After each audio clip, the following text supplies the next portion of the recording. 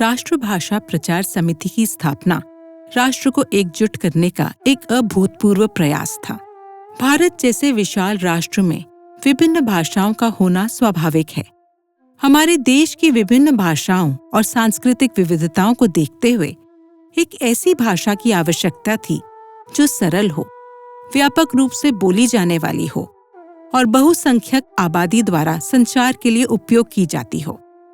अपनी सहजता और सरलता के कारण हिंदी अत्यंत प्राचीन काल से संपूर्ण भारत में जनसंपर्क की भूमिका निभाती आ रही है। जन आंदोलन के लिए भारतीय नेताओं ने और साहित्यकारों ने हिंदी को अपनाया और उसका समर्थन किया। उन्होंने अनुभव किया कि यदि समाज की कुरीतियों को दूर करना है, रीति रिवाज को सुधारना है, तो प्रचार के लिए हिंदी को माध्यम बनाना होगा। और यहाँ से राष्ट्रभाषा प्रचार समिति वर्धा का गठन हुआ। 4 जुलाई 1936 को राष्ट्रपिता महात्मा गांधी ने एक बैठक बुलाई सेवाग्राम आश्रम के आदि निवास में। उस बैठक में राजेंद्र प्रसाद थे, सुभाष चंद्र बोस जी थे, काका कालेलकर जी थे, वियोगी हरि जी थे और अनेक देश के नेतागण वहाँ थे। और बापू ने इनके सामने यह प्रस्ताव रखा कि देश को एकता के सूत्र में बांधने के लिए किसी एक भाषा की जरूरत है और वह है हिंदी। आज़ादी के आंदोलन को प्रखर रूप से प्रकट करने के लिए हिंदी का माध्यम हम लोगों को अधिक जचेगा और इस तरह से सब लोगों को इकट्ठा करके इन लोगों के माध्यम से, जिसमें जमनालाल बजाज की भूमिका भी प्रमुख थी। और 4 जुलाई 1936 को एक प्रस्ताव पारित किया गया कि राष्ट्रभाषा प्रचार समिति वर्धा की स्थापना की जाए। राष्ट्रभाषा प्रचार समिति की स्थापना देश के दिग्गज नेताओं के हाथों हुई थी और आज भी जमनालाल बजाज जी का परिवार राष्ट्रभाषा प्रचार समिति के प्रति मददगार रहता है। राष्ट्रीय भावना को जागृत करना और भारतीयों के हृदय में एकात्मता स्थापित करना समिति का प्रमुख ध्येय है। इस ध्येय की सफलता के लिए और संपूर्ण भारत में हिंदी के प्रचार प्रसार को सुचारू रूप से संपन्न करने के लिए प्रांतीय समितियां स्थापित की गई हैं। इन समितियों का उद्देश्य हिंदीतर भाषियों को हिंदी के विभिन्न स्तरीय ज्ञान से अवगत कराना है। पूरे देश में आज 23 प्रांतीय समितियां हैं तथा 8,738 केंद्र हैं जो राष्ट्रभाषा प्रचार समिति वर्धा के नेतृत्व में दशकों से हिंदी प्रचार प्रसार का कार्य सफलतापूर्वक कर रही हैं। पूरे देश में आज हिंदी की परीक्षाएं राष्ट्रभाषा प्रचार समिति संचालित करती है। करोड़ों विद्यार्थी इसमें सम्मिलित हो रहे हैं, परीक्षा में बैठ रहे हैं, पदोन्नति पा रहे हैं और बड़े उत्साह के साथ अपने क्षेत्र में वो निपुणता प्राप्त कर रहे हैं। राष्ट्रभाषा प्रचार समिति के विभिन्न परीक्षा केंद्रों में हजारों की संख्या में प्रचारक और हिंदी शिक्षक विद्यार्थियों को परीक्षाओं के लिए तैयार करते हैं। 1938 से समिति ने परीक्षा विभाग द्वारा हिंदी परीक्षाओं का संचालन किया है। सितंबर 2023 तक इसमें बैठे विद्यार्थियों की संख्या 1,78,77,988 तक पहुंच गई है। इसमें सुलेखन, प्राथमिक, प्रारंभिक, प्रवेश, परिचय, कोविद और राष्ट्रभाषा रत्न और आचार्य परीक्षाओं का संचालन 3 सत्रों में किया जाता है। इस परीक्षा का महत्व भी अधिक है। हमारी सुलेखन से प्रवेश तक की ये परीक्षा है, प्रचार परीक्षा है और परिचय, कोविद और राष्ट्रभाषा रत्न ये उपाधि परीक्षा है। इनको मान्यता जो भारत सरकार से दी है, जैसे परिचय उत्तीर्ण होने पर उन्हें 10वीं समकक्षता के मान्य किया जाता है, कोविद को 12वीं कक्षा मान्यता है और रत्न को BA के समकक्ष माना जाता है हिंदी में। आचार्य परीक्षा ये MA के बराबर है।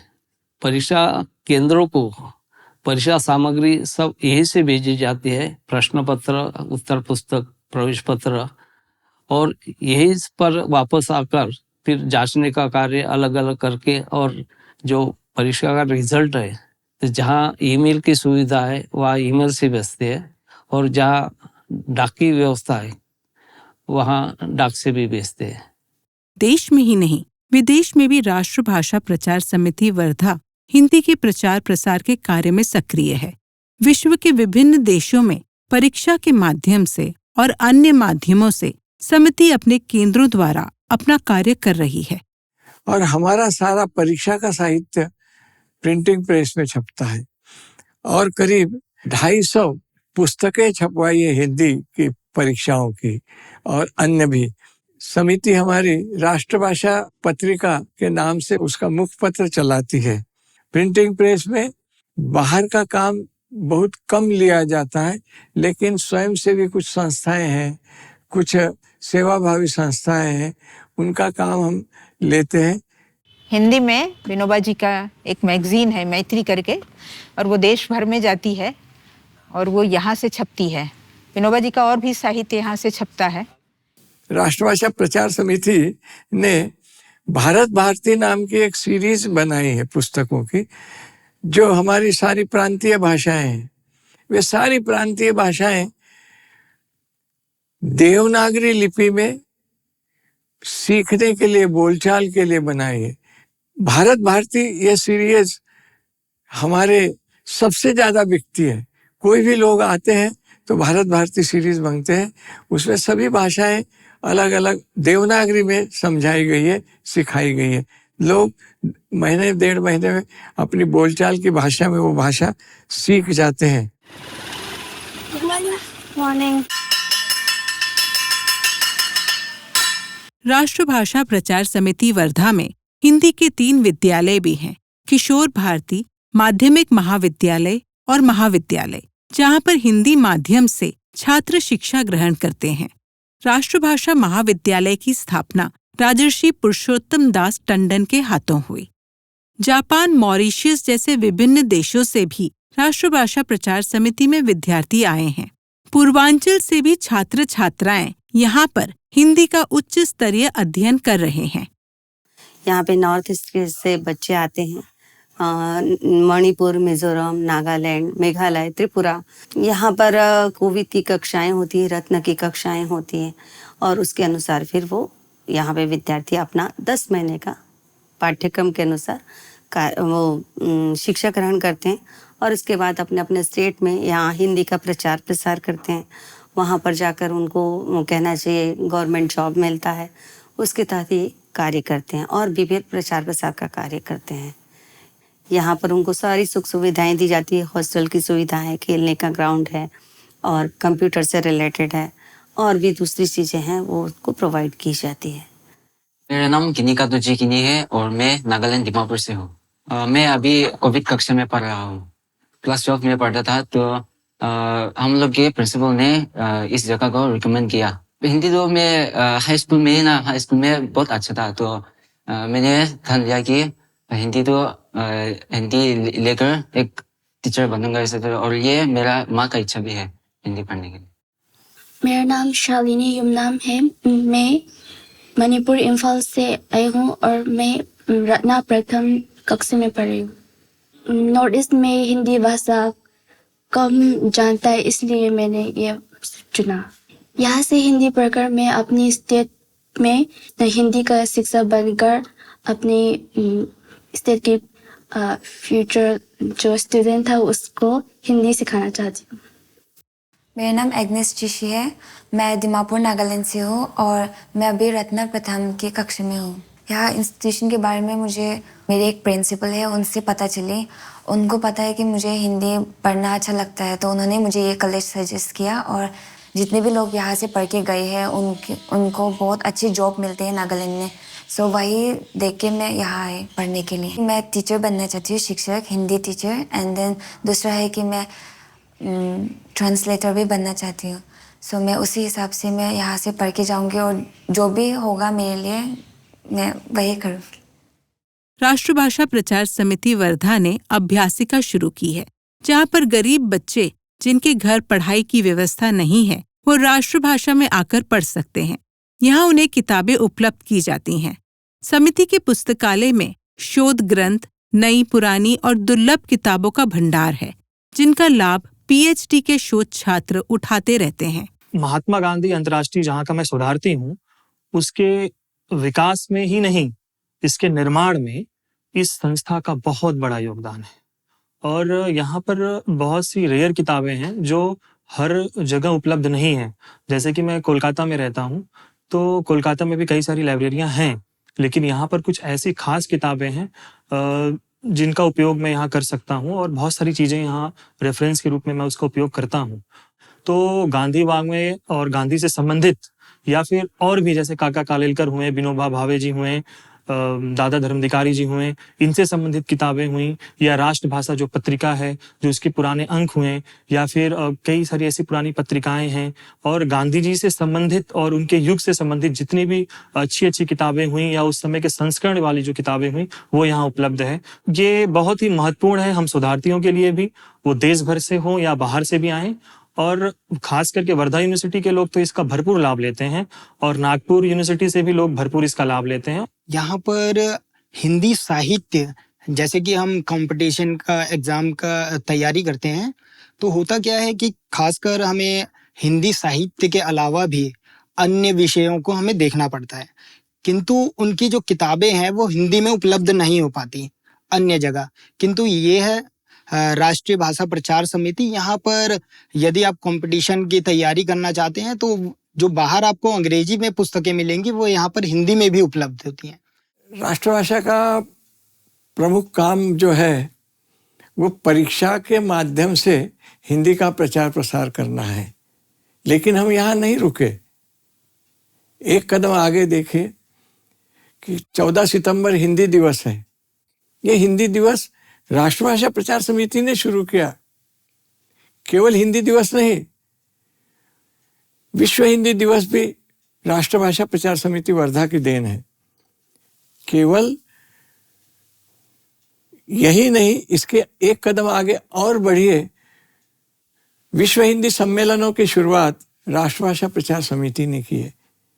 2023 तक 12 विश्व हिंदी सम्मेलन देश विदेश में आयोजित हुए हैं। नागपुर में प्रथम विश्व हिंदी सम्मेलन राष्ट्रभाषा प्रचार समिति वर्धा की अध्यक्षता में हुआ, जहां 3 प्रस्ताव पारित हुए थे। पहला, संयुक्त राष्ट्र संघ में हिंदी को आधिकारिक भाषा के रूप में स्थान दिया जाए। दूसरा, वर्धा में विश्व हिंदी विद्यापीठ की स्थापना हो। तीसरा, विश्व हिंदी सम्मेलनों को स्थायित्व प्रदान करने के लिए सचिवालय खोले जाएं। राष्ट्रभाषा प्रचार समिति वर्धा के परिसर में अनेक निमित्तों से विभिन्न कार्यक्रम और समारोह आयोजित हुए हैं, जिसमें देश के दिग्गज नेता जैसे अटल बिहारी वाजपेयी, नरसिम्हा राव, करण सिंह, देवेंद्र फडणवीस, विष्णुकांत शास्त्री, बनवारी लाल पुरोहित आदि शामिल हुए हैं। प्रख्यात साहित्यकार जैसे महादेवी वर्मा, डॉक्टर धर्मवीर भारती, शिवमंगल सिंह सुमन, चित्रा मुदगल और अन्य साहित्यकारों ने भी कार्यक्रमों में शामिल होकर समिति की शोभा बढ़ाई है। राष्ट्रभाषा प्रचार समिति ने एक स्वप्न देखा था, और वो स्वप्न था भाषा को एक विचार के माध्यम में स्वीकार करने का। भाषा जब विचार का माध्यम बनती है और जीवन का एक सूत्र बनती है, तब उसे संरक्षित करने का सपना देखना शुरू होता है। राष्ट्रभाषा प्रचार समिति एक स्वयं संचालित शीर्षस्थ संस्था है। हिंदी के प्रचार प्रसार के लिए इस संस्था ने अभूतपूर्व कार्य किया है। हिंदी के माध्यम से इसने देश के चारों कोनों को जोड़ा ही नहीं, बल्कि विदेश में भी लोगों को हिंदी की महत्ता और भारत की सभ्यता और संस्कृति से परिचय कराने में महत्वपूर्ण भूमिका निभाई है। मैं 2 समर्पित कार्यकर्ताओं को जानता हूँ, इंदुमती केलकर और सुब्बा राव। ये सन 1974-75 की बात है। हमारी एक संस्था होती थी बातचीत इटारसी में, उसमें हम लोग अक्सर आते थे। वो सुब्बा राव जी नंगे पैर रहते थे और हाफ पैंट पहनते थे, और वो बैतूल से इटारसी तक पैदल चल के आए थे।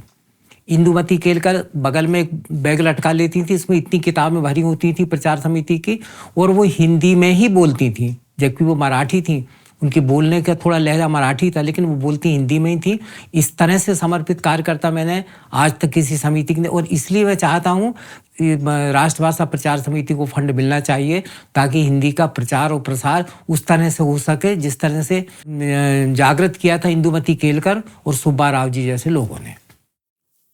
गांधी जी ने जिस उद्देश्य से हिंदी ये भाषा को विकसित करने के लिए राष्ट्रभाषा प्रचार समिति की स्थापना की, वो उद्देश्य तो जरूर पूरा हुआ, लेकिन कुछ अड़चनों की वजह से, जैसे बीच में 2 साल कोरोना यह कालावधि गया, तो विद्यार्थियों की परीक्षा में बैठने की संख्या काफी घट गई। उसके बाद धीरे धीरे फिर से वो परीक्षाएं शुरू हुई है, लेकिन अब वो प्रमाण नहीं रहा। पहले 4-4, 5-5 लाख विद्यार्थी एक वर्ष में उत्तीर्ण होते थे, अब वो संख्या घटकर 1 लाख के अंदर आ गई है, जिससे कुछ मदद ये राष्ट्रभाषा प्रचार समिति को भी होती थी और उसी में से समिति का संपूर्ण खर्च वगैरह चलता था। देखिए, अभी ये गांधी जी की संस्था है। गांधी जी द्वारा 1936 में इस संस्था की स्थापना हुई थी और मेरे ख्याल से 1940 में ये सब पूरा कंस्ट्रक्शन हुआ था। बहुत पुरानी बिल्डिंगें हैं। तो यहाँ जो नॉर्थ ईस्ट के लड़के लड़की आती है, उनके लिए हॉस्टल तैयार करना, क्योंकि बहुत पुराने हैं। अभी जो युग के हिसाब से यहाँ थोड़ी जो हमारी कमजोरी है कि हम बच्चे लोगों को पूरा सहयोग नहीं दे सकते, क्योंकि हमारी आर्थिक स्थिति कमजोर होने के कारण। राष्ट्रभाषा प्रचार समिति ने अपने सीमित संसाधनों में भी महत्वपूर्ण कार्य किया है, किंतु जरूरत इस बात की है कि उन कार्यों का प्रसार भी हो, लोगों तक उसके महत्व को पहुंचाया भी जाए और लोगों के लिए वो एक उपयोगी सामग्री के रूप में प्रस्तुत भी हो सके। पर विस्तार हम चाहते हैं हमारी संस्था का, और पॉजिटिवली सकारात्मक कुछ विस्तार करना है। तो उसके लिए जैसे हमारी जो छात्रावास में रहने वाली नॉर्थ ईस्ट की जो कन्याएं हैं या जो छात्र हैं, उनका छात्रावास तो है, लेकिन उसे और अच्छी तरह से परिष्कृत करें हम। इसके अलावा हम हिंदी की परीक्षाएं तो लेते हैं, सम्मेलन भी लेते हैं, तो इसके साथ साथ हम दूसरे कोर्सेज भी हिंदी में चलाएं। तो मुझे लगता है कि राष्ट्रभाषा प्रचार समिति का जो चेहरा है और भी निखर आएगा। एक राष्ट्रभाषा हिंदी में कोटि कोटि जनता की जय हो। भारत जननी एक हृदय हो। स्नेह सिक्त मानस की वाणी गूंज गिराए ही कल्याणी। स्नेह सिक्त मानस की वाणी गूंज गिराए ही कल्याणी। चिर उदार भारत की संस्कृति सदा अभय हो, सदा अजय हो। भारत जननी